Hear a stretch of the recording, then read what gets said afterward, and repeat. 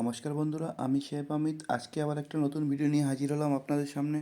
অল্প কিছু মশলা ব্যবহার করে খুব তাড়াতাড়ি ঘরে বসেই কিভাবে বানিয়ে নেবেন চিংড়ি মাছের মালাইকারি, আসুন দেখা যাক।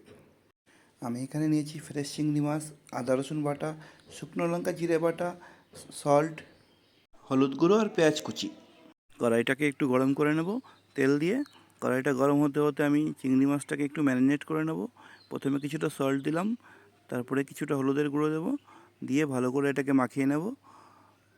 আপনারা হয়তো অনেক মালাইকারি রেসিপি দেখেছেন, এটা একদম নর্মাল রেসিপি, ঘরোয়া, ঘরে বসে নতুন যারা রান্না শিখছেন তারা কিভাবে বানাবেন এটাই আমি দেখাতে যাচ্ছি তাদের।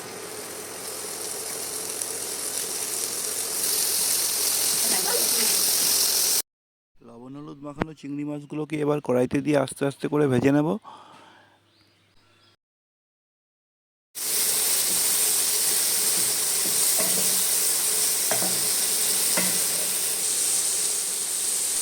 চিংড়ি মাছগুলো আমার অলমোস্ট ভাজা হয়ে গেছে, এগুলোকে একটা বাটিতে নামিয়ে রাখবো।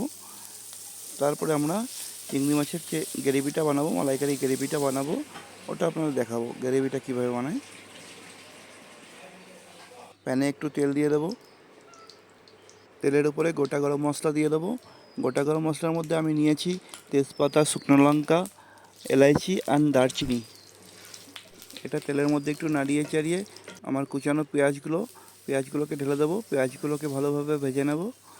পেঁয়াজগুলো যতক্ষণ ব্রাউন না হয়ে যায় ততক্ষণ কিছু করব না। হালকা ব্রাউন হয়ে গেলে পরে পেঁয়াজের কালারটাও ব্রাউন হয়ে আসছে, এটাকে আরেকটু ভাজবো।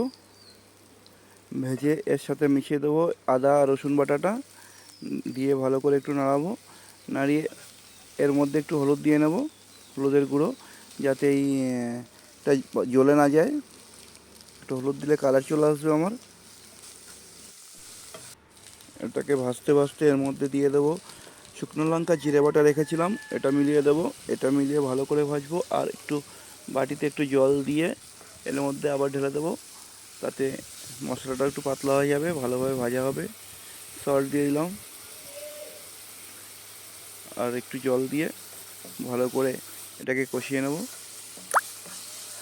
এটা ভালো করে কষিয়ে নেব, যতটা কষাবো ততই টেস্ট আসবে। এরপরে যে কোকোনাট মিল্ক বের করে রেখেছিলাম, এটা দিয়ে পাতলা করে কিছুক্ষণ ফোটাবো। ঝোলটা ফুটে উঠলেই আমরা যে আলাদা করে চিংড়ি মাছ ভাজা করে রেখেছিলাম সেটাকে এর মধ্যে দিয়ে দেবো, দিয়ে কিছুক্ষণ ফোটাবো।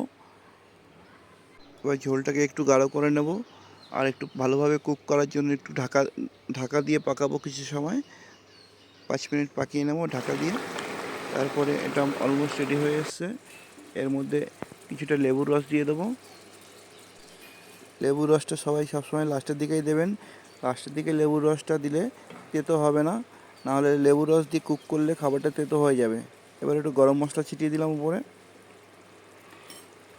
এবার আমাদের চিংড়ি মাছের মালাইকারি অলমোস্ট রেডি হয়ে গেছে। আমার ভিডিওটা সম্পূর্ণ দেখার জন্য আপনাদের অনেক ধন্যবাদ। ভিডিওটা ভালো লাগলে লাইক করবেন।